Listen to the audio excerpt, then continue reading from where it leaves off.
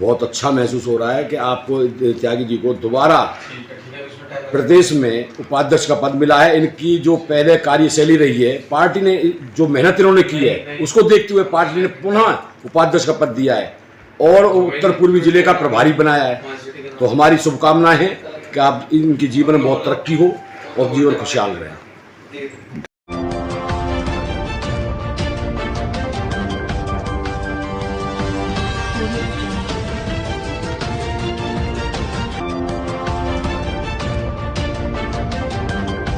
आप देख रहे हैं जय भारत न्यूज। दीपक त्यागी, दीपक त्यागी। नमस्कार दोस्तों, आप देख रहे हैं जय भारत न्यूज। भाजपा किसान मोर्चा के उपाध्यक्ष दीपक त्यागी जी दोबारा चुने गए।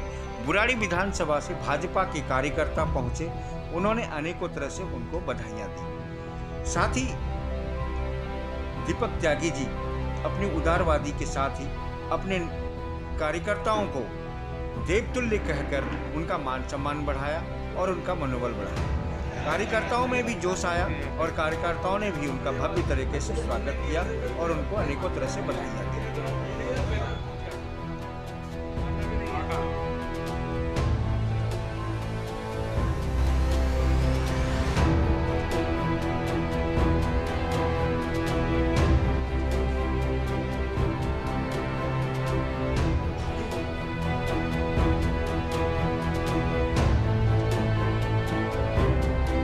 हम लोग बुराड़ी विधानसभा के सभी कार्यकर्ता लोग, हमारे बड़े भाई, हमारे राजनीतिक गुरु जी आदरणीय श्री दीपक त्यागी जी को दिल्ली प्रदेश किसान मोर्चा में पुनः उपाध्यक्ष बनने के उपलक्ष्य में एवं जिला प्रभारी बनने के उपलक्ष्य में हम लोग बधाई देने आए हैं। और ये मेरे पास सर से लोग का स्वच्छता अभियान है और मैं दीपक त्यागी जी को बधाई दे रही हूँ।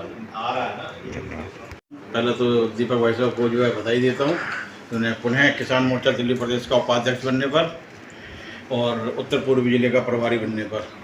और मैं इनको काफ़ी टाइम से जानता हूँ, बहुत ही मेहनती और अपने लोगों को साथ लेकर चलने का जो हुनर इनके अंदर है वो शायद ही किसी नेता में मिलेगा।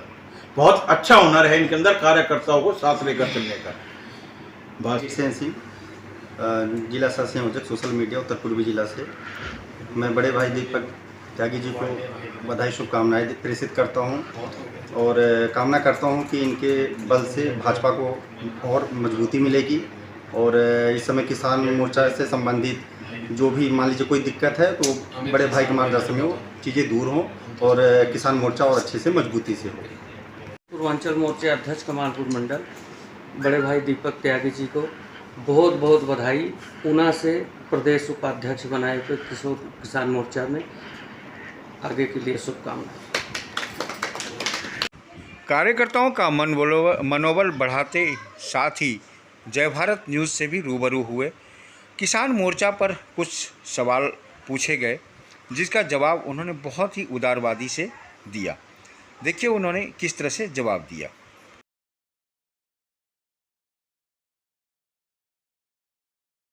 नमस्कार दोस्तों, मैं हूं संजीव चौहान। आप देख रहे हैं जय भारत न्यूज। इस समय बुराड़ी विधानसभा क्षेत्र में हूं, जहां पे भारतीय जनता पार्टी के पुराने नेता दीपक त्यागी जी को दोबारा बधाई देने बहुत सारे कार्यकर्ता पहुंचे हैं। उनको दोबारा किसान मोर्चा के उपाध्यक्ष के रूप में चुना गया है और बहुत सारे कार्यकर्ताओं ने उनको अनेकों तरीके से बधाइयाँ दी हैं। मैं भी उनसे कुछ खास बात करूंगा किसान मोर्चा को लेके भी और आगे की रणनीति को लेकर भी। आइए मैं मिलवाता हूं उनसे, दीपक त्यागी जी से।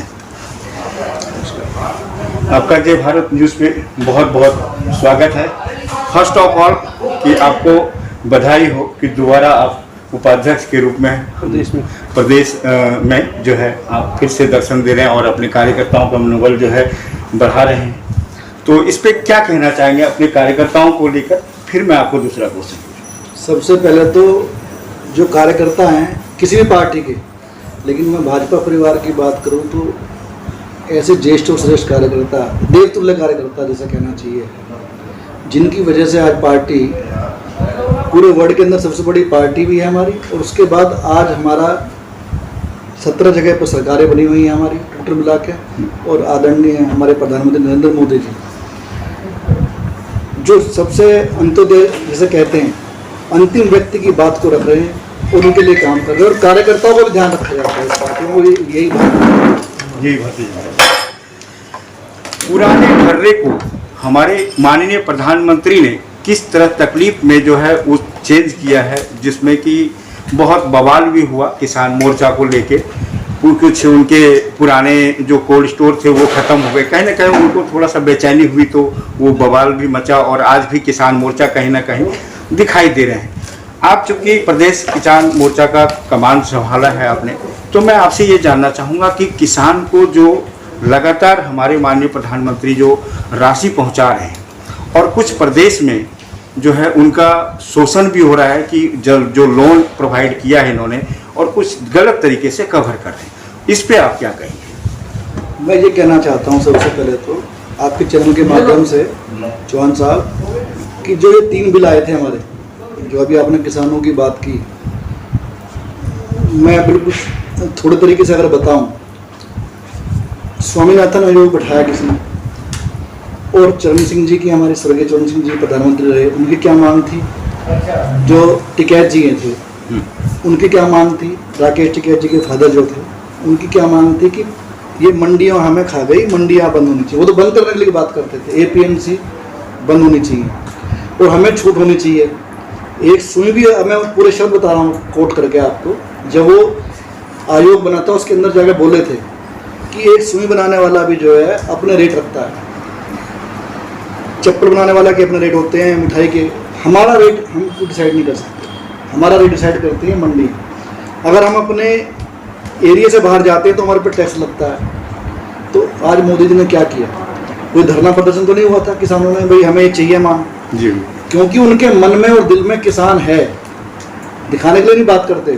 तो वो ये बिल लेके आए और बिल को पास किया, और सब पार्टी में पहले इसका समर्थन किया बिल का, कुछ लोगों को छोड़ के, क्योंकि दिक्कत उनको थी जो लोग इसी बिल से जो आड़ती थे हमारे पैसा कमा रहे लाखों लोग गरीबों का लूट लूट के, उनकी दुकानें बंद होनी थी, जो अनाज चुरा दिया करते थे। जी जी।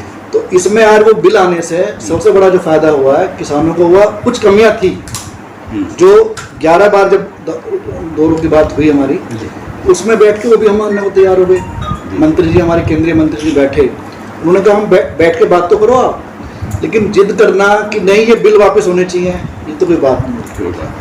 तो ये तो सिर्फ हरियाणा और पंजाब जहाँ पर ये दिक्कत आई और उनको दिक्कत को दूर किया गया।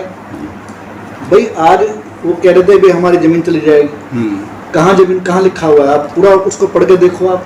मैंने तीनों बिलों को पूरा पढ़ा है, 3.5 घंटे की हमारी संघ के अंदर क्लास चली थी, एक एक पॉइंट हमें बताया गया। मेरे से कोई बात करना चाहे मैं बात करने को तैयार हूँ, क्योंकि आपका समय इतना लंबा नहीं कि पूरी बात डिटेल में बताऊँ। मैं तीनों के बिल के बारे में एक एक पैराग्राफ के बारे में बता सकता हूँ। कमियाँ थी उनको हमने दूर कर लिया है, और किसान भाइयों से मैं आपके चैनल के माध्यम से रिक्वेस्ट करता हूँ कि ये बिल से बहुत फ़ायदा होने वाला है, और आप ये जो बिल पे किसान पे लोग बैठे हुए हैं, इसमें कुछ गलत लोग घुस गए हैं जो राजनीति करने के लिए अपने अंदर लोगों को गुमराह कर रहे हैं, वो इसकी बातों में ना आए और बिल का समर्थन में अपने अपने घर जाए। मैं और हमारे मोदी जी बहुत चिंतित है किसानों को लेकर जो उसमें लिखी। जी जी जी, ये मैं आपसे फिर इसमें चर्चा करेंगे इस विषय को लेकर। फिलहाल जो इतिहास रचा गया है इस माननीय प्रधानमंत्री को लेकर, इतिहास में पहली बार ऐसा हुआ है कि 4% ब्याज पर किसानों को मुहैया कराया जा रहा है, जिसमें भी कि अगर किसान लोन टाइम पे दे देते हैं तो 3% कहा जा रहा है कि रिबेट दे दिया जाता है। इसमें कितनी सच्चाई है? इसमें मैं आपको 2 चीज़ बताता हूँ। जो ये आप रिबेट के बारे में बता रहे हो, ये रिबेट हमने सभी राज्यों के अंदर दी है। दिल्ली ने इसको माना नहीं, वेस्ट बंगाल ने इसको माना नहीं, 3 राज्य थे हमारे जिसको नहीं मानने को तैयार थे, बाकी राज्यों ने इसको मान लिया है। अभी भी तक भी दिल्ली के अंदर ये वाली बात इन्होंने नहीं मानी है हमारे किसान के। दूसरी बात, जो किसान को एक किले का 2,000 रुपये 3 किस्तों में पैसा मिलता है, हर 4 महीने में 2,000 रुपये मिलता है। आज दिल्ली महरूम इस चीज़ के लिए, दिल्ली में वो फायदा नहीं, दिल्ली में फायदा नहीं मिल रहा है किसानों को। केजरीवाल जी ने स्कीम को माना नहीं। जी जी, 1 नेशन 1 कार्ड के लिए भी नहीं माने थे, वो अब माने सुप्रीम कोर्ट के कहने पे। तो मैं आपसे ये कहना चाह रहा हूँ, जो किसानों के बारे में आप कह रहे हैं, मोदी जी के दिल में किसान है। भारत कहीं ना कहीं किसानों से ही क्योंकि वो नीचे से ऊपर आए हैं, जी बिल्कुल प्रचारक रहे, बिल्कुल, तो वो नीचे से, वो ऐसे प्रधानमंत्री नहीं चांदी की चम्मच लेके पैदा हुए सीधे आ गए, जी वो देख के आए हैं किसान कहाँ पर दुखी होता है। आज देखो, अगर आप कुल मिला कर देखोगे ना, बीज पे सब्सिडी है, खाद पे सब्सिडी है, ट्रैक्टर जितने भी टूल हैं हमारे सब पे सब्सिडी है, ऊपर से 6,000 रुपये कभी किसी किसान को आज तक दिया किसने दिया 1 साल के अंदर, और सीधा बैंक में जा रहा है। ऐसा इतिहास ये में बड़ी नहीं बात है। मैं एक आखिरी सवाल, छोटा सा सवाल है मेरा, क्या ये बौखलाहट है? नरेश टिकैत जी ने कल बीजेपी के मलिक विधायक पे अटैक किया, कुछ कार्यकर्ताओं ने, उनके कार्यकर्ताओं ने गाड़ी तोड़ी और बौखलाहट में जो है बहुत सारी चीज़ें किसानों को लेकर बोला है, इस पे क्या कहेंगे? मैं इतना कहना चाहता हूँ, जो किसान भाई हमारे जिनके बच्चे हैं, मेरी डॉक्टर संजीव बालियान जी से बात हुई थी, अभी दिल्ली जो आपने बताया मलिक जी, उनके यहाँ से MLA हैं। जी होता क्या है, नरेश टिकैत जी और राकेश टिकैत जी, इनके बारे में बता दूं आपको, इनके फादर बहुत अच्छे थे जी, नरेश जी भी ठीक थे। राकेश टिकैत जी को आप जानते हो, वो 2 चुनाव लड़े हैं, एक MLA का लड़े हैं, लोकसभा का, दोनों में उनकी जमानत जब्त हुई है। जी जी बिल्कुल, और धरना बैठते हैं और पैसे लेके उठ भी जाते हैं, तो वो क्या करते हैं, गुमराह करते हैं बच्चों को, बिल्कुल बच्चों को भड़काते हैं, भाई आप गाँव में घुसने दो, आपकी जमीनें तो चली जाएगी, बच्चे हवा में जाते हैं, लेकिन बच्चे वो हमारे ही हैं, हमारे भाई हैं वो। जी जी, संजीव बालन ने जो है अभी मीटिंग करके बोला कि भाई हमारे भाई हैं, उनको भड़काओ मत, तो फिर आप नजर भी नहीं आते, जब केस बन जाते हैं उनके ऊपर तो मिलते भी नहीं, कहाँ पर हैं, मदद भी करने नहीं आते, तब हमारी पार्टी के लोग खड़े होते हैं, कहीं ना कहीं किसानों को बरगलाने का ही काम करते हैं। ये कहना चाहता हूँ आपके चैनल के माध्यम से, जहाँ तक भी मेरी बात जा रही है, कि सरकार आपके विरोध में नहीं है, ना उत्तर प्रदेश सरकार और ना केंद्र की सरकार, वो किसानों को आगे बढ़ाना चाहते हैं।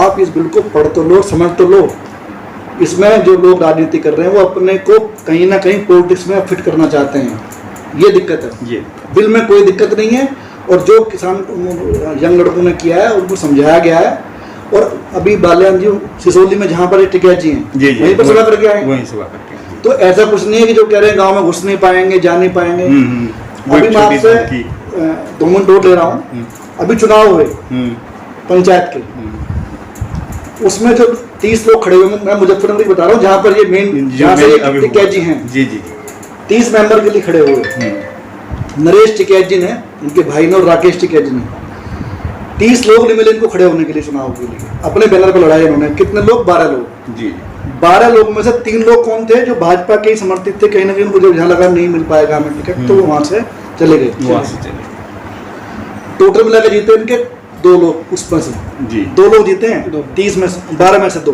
उनकी सोशल मीडिया में भारी बेइज्जती भी तो हुई थी। संजीव बालियान जी के भाई को उन्होंने भेला फसला करके खड़ा कर लिया चुनाव में चेयरमैन पद के लिए, उनको 2 वोट तो ये मिली और 2 वोट और मिली, 30 में से 4 वोट मिली। तो ये मैं आपको बता रहा हूँ, मुजफ्फरनगर जहाँ पर ये सारा आंदोलन की बताते हैं कि इतने लोग हमारे साथ हैं, तो वहाँ तो ये चुनाव जो होता है गाँव में ही होता है, और गाँव के लोग वोट डालते हैं, गाँव से लोग ही, तो वो फिर चुनते हैं चेयरमैन जी। तो 30 में से 4 वोट मिली नरेश टिकैत जी के और राकेश टिकैत जी के पार्टी को या पूरे विपक्ष को, और बाकी 26 सीटों से जीते, 26 वोट से जीते हमारे चेयरमैन जो पार्टी के, भारतीय जनता पार्टी के। ये मैं आपसे कहना चाह रहा हूँ, दुष्प्रभाव जो फैला रहे हैं कोई इसमें आने वाला नहीं है, सब लोग जानते हैं, लोक कल्याणकारी हित, सारी हित की बातें कर रहे हैं नरेंद्र मोदी जी और योगी जी दोनों। धन्यवाद। धन्यवाद सर। आप हमारे साथ दीपक त्यागी जी हैं थे, जो प्रदेश किसान मोर्चा के उपाध्यक्ष जी हैं, इनसे हमने चर्चा किया। आगे भी हम इस मुद्दे को लेकर चर्चा करते रहेंगे। आप देखते रहिए जय भारत न्यूज़। धन्यवाद। जो ये कार्यक्रम हुआ है, उपाध्यक्ष जी का दोबारा चुना जाना और उनका भव्य तरीके से स्वागत कर उनको जो है बधाई देना, इस पर क्या कहेंगे आप? देखिए, इसके मायने मेरे लेता नहीं, क्योंकि वो मेरे राजनीतिक गुरु भी हैं और उन्हें उपाध्यक्ष बने हैं और मेरे जिला के प्रभारी भी हैं। प्रभारी जी, इसके लिए तो दो हर्ष के विषय। किस तरह का हर्षोल्लास लग रहा है आज? हाँ, आप देखिए, जैसे जो जन सैलाब लोग यहाँ आए हैं उनके प्यार में, तो उससे आपको खुद ही इस चीज़ का पता लग जा रहा है कि कितना उनकी लोकप्रियता इस क्षेत्र में है। जी जी जी, जो स्वभाव के लोग नहीं है, इतना उनको प्यार करती है बुराड़ी की जनता।